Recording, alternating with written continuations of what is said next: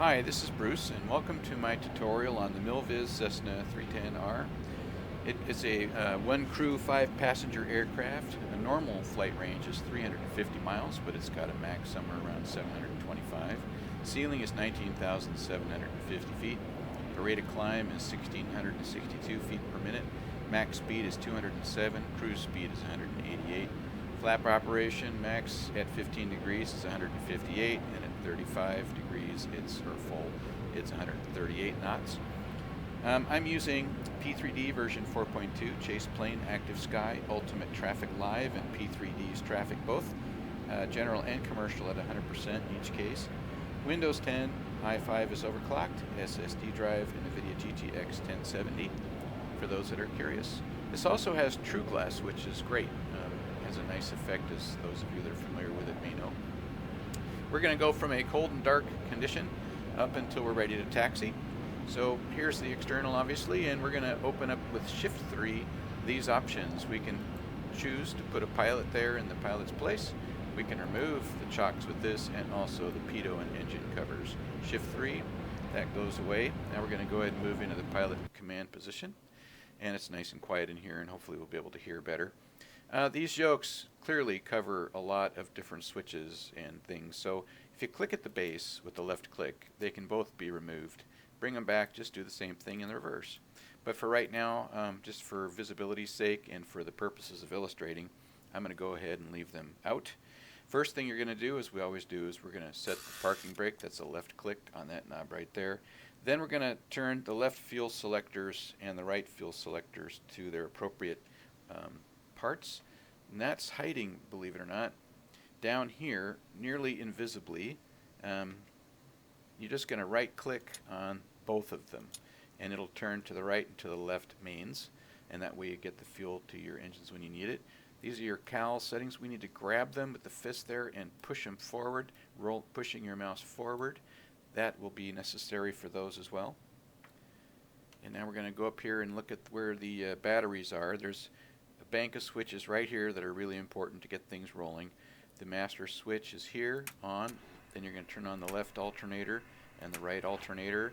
Then for the left engine, the two magnetos left and right, and for the right engine, the left and right magnetos there. The mixture here, these red levers need to be up here at the full rich. And so I just found out, I don't know if it's in the literature, but if you put your mouse pointer between the two and left click it, you can drag them both equally at the same time. Same is true here for the prop levers, for the RPMs, and I think the same is true, for our throttles. So that's pretty handy to note. And while we're in this view, we're going to go ahead and move the throttle levers up about 1 inch. That's a good guess right there. And since we're looking at it, we're going to trim our wheel up for takeoff. Here's the benchmark. There's the pointer. On mine, I've got a little window I can see. You can't on the video, but I've got it now at 3.3 pitch, and I think I'm going to leave it there at that. Over on the left side will be all of our switches. Here on the pilot side, just look briefly. All the lights are right here. Collision, nav, strobe. De-ice light. You can see if there's rime ice forming on your wings. De-icers are here. Pitot heat, taxi lights, and landing lights, extension and on. There's two settings here, so you'd want to click it twice to turn on your landing lights for takeoff. Avionics master switch. At this point, we're just going to turn on the anti-collision light. Now we're going to go ahead and start the engines. It's a very simple process. This is what we're going to do. We're going to press the left engine start here. Just left click on that red button, and then we're going to left click our prime. It's going to be a flip to the left and then back to the center real quick. So let's just go ahead and do that. Left click, click to the left there. And that was real easy. Super simple. By the way, this window does open. Left clicked on that, and then if you click it over here, you can shut it back again. And there are 4 doors that do operate. One's the co-pilot's door, and then there's a baggage compartment on the right as well. And then on the cowls, behind the engines, there's 2 that open up for baggage, which is becoming a common thing in these little guys. Or at least it sure seems like it to me. Now we're going to do the same thing for the right engine. Left click on the red there.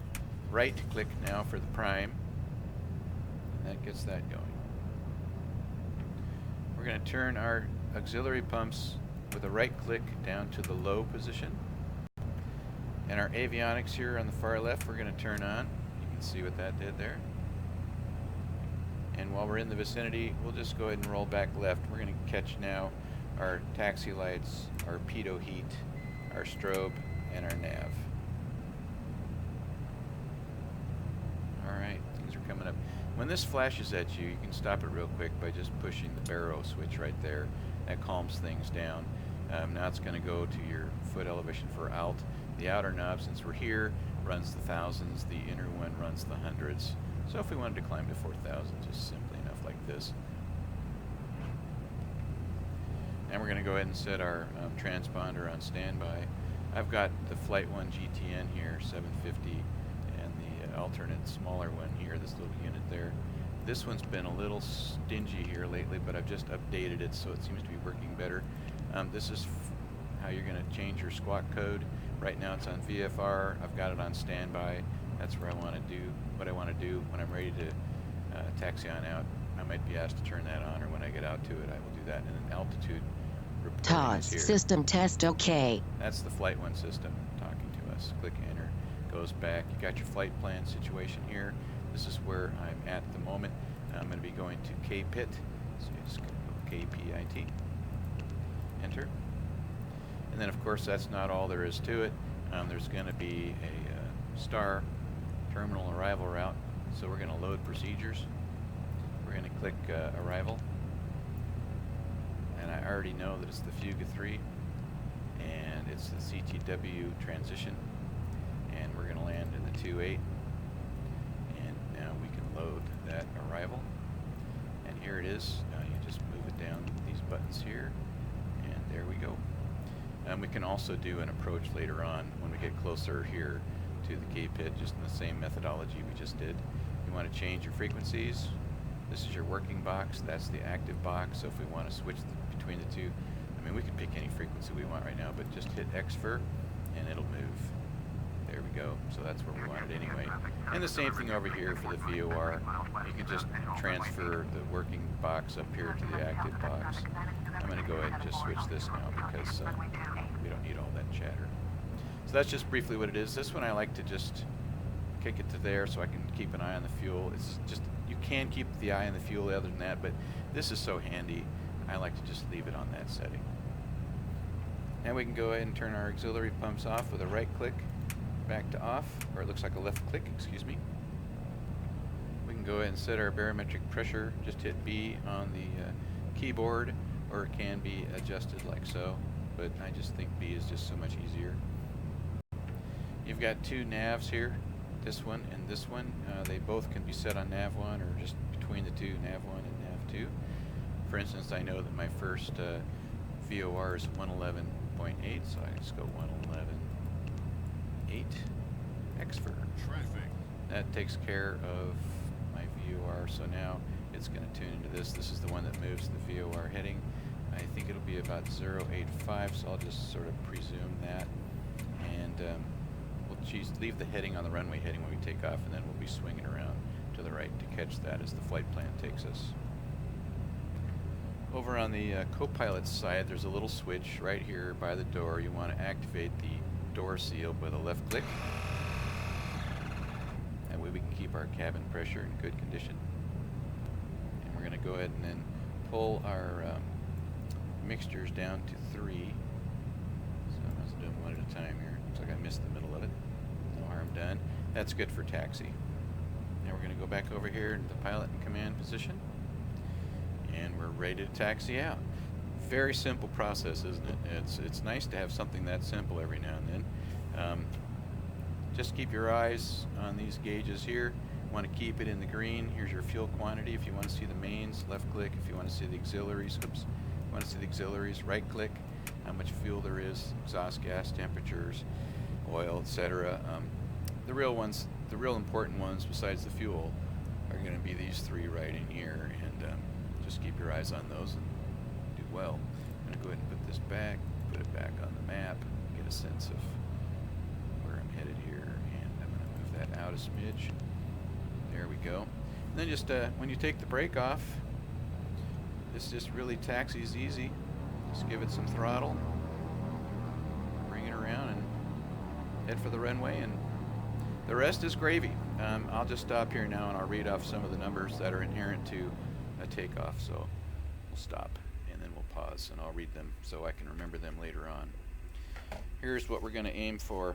Before takeoff, we're going to check our radios, check our navs, put the strobe on, which it is already, change the transponder to alt, which is going to happen right up here in this section. I'll just do it now to show again. There it is there, standby. We want to change that to altitude reporting and enter. And that should be taken care of there. This is the main one. Go like this and then hit enter. And that brings us up to the alt. So alt landing lights then would be on. Again, that would be 2 clicks on the left here. Click, click.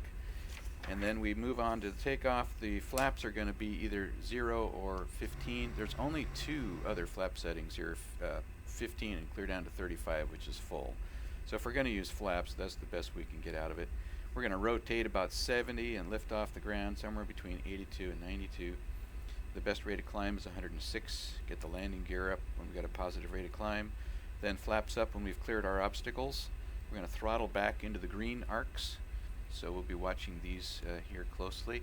The props are going to be doing the RPMs. The power levers are going to be affecting the manifold up here, just to let you know. Nice to keep those tracked. The props can be back in the green arcs around 2500, which is the 25 mark right here. That's a good part to shoot for. A cruise climb is going to be 125 once you're over 1,000 feet above the ground.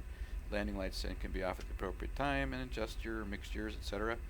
And if you go over 12,000 feet, put your auxiliary pumps back on low.